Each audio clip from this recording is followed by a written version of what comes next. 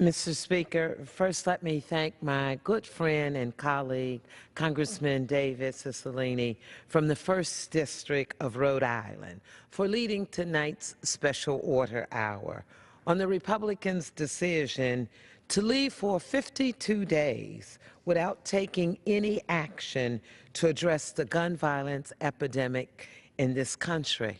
Mr. Speaker, as I sat here this evening listening to my colleague on the other side of the aisle repeatedly talking about this administration and how this administration's work had brought great harm to this America that we live in. Well, Mr. Speaker, tonight, as I sit here and listen to my colleagues, the great history lesson that we just received from Congressman Clyburn in reminding us of all the things that happened with the Charleston Nine. When I reflect on just the other day, when 4 black men went on national TV, not elected officials, not scholars in the world that we represent, but athletes. Athletes who stood dressed in black there to honor another athlete, the great Muhammad Ali. But those 4 young black men with young minds decided that they would take their time on national TV, unrehearsed, unscripted, by folks like you and I, Mr. Speaker. And so I'd like to share just very briefly what Carmelo Anthony said when he came to the podium. He said, tonight, we cannot ignore the reality of the current state of this America we live in. The events of the past week have put a spotlight on injustice and the distrust and anger that plagues so many of us. Mr. Speaker, he said the system is broken. The problems are not new, and the racial divide is definitely not new. But the urgency to create change is at an all-time high. And then Chris Paul followed him, and he said, we stand here tonight accepting our role in uniting communities to be the change that we need to see. Now think about that.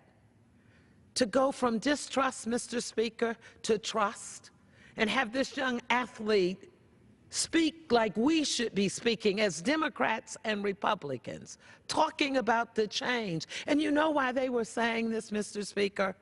Because innocent lives are being taken because we don't have simple gun laws, because we can't close the loop.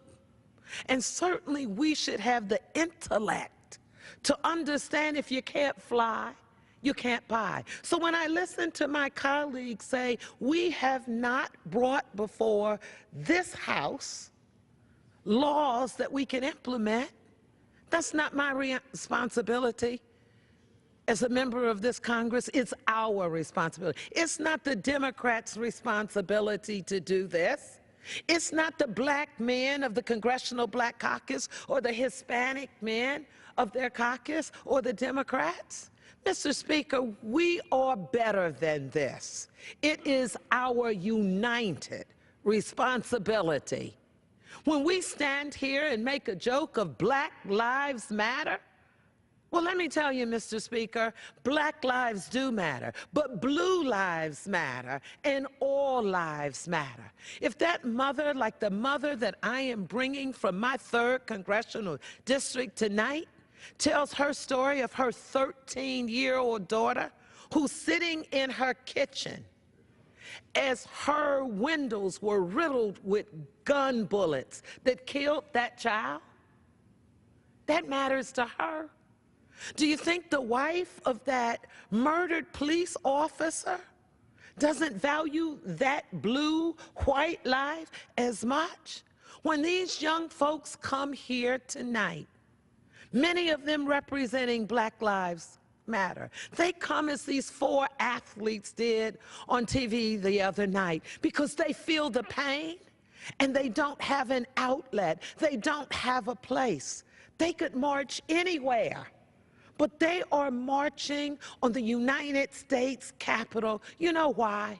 Because they are coming here hoping for hope. They are coming here hoping for leadership. They are coming here hoping that we will unite one another and bring that trust. Let me now tell you what the next speaker, Dwayne Wade, said. The racial profiling must stop. The shoot-to-kill mentality has to stop. Not seeing the value of Black and brown bodies has to stop. And then let me tell you, as he ended with enough is enough, and as athletes, we challenge you, America. And then LeBron James from my great state of Ohio came to the microphone and said, we all feel helpless and frustrated by the violence. But that is not acceptable. It's time to look into the mirror at ourselves and ask the question, what are we doing to change? He knew tonight that was not what he was there to do, but he said it was his legacy that he wanted to talk about. And he wanted to use that moment in time for a call to action. Mr. Speaker, I come with that same call to action tonight. I come to say to you, you should be better than what we're doing. I'm not pleased that it's empty on this side of the aisle.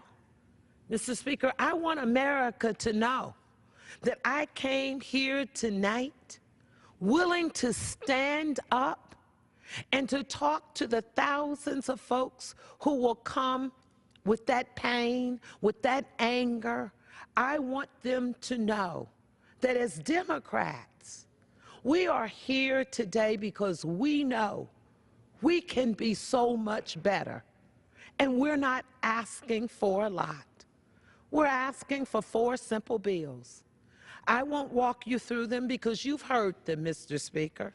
You've heard my colleagues repeatedly today through 1 minute, through 5 minutes, through special order hour, come and ask for help. I don't know what more we can do tonight. But as you go home tonight, I ask you to think about those lives that were taken, whether it was an innocent young boy, a Trayvon Martin, a Tamir Rice, a Jordan Davis, or a Sandra Bland, whether it was those children at Newtown, whether it was someone in a theater, at a football field, or in a restaurant, whether it was in Minnesota or Baton Rouge, or yes, whether it was the Emanuel 9 in South Carolina, or whether it was those innocent police officers in Dallas.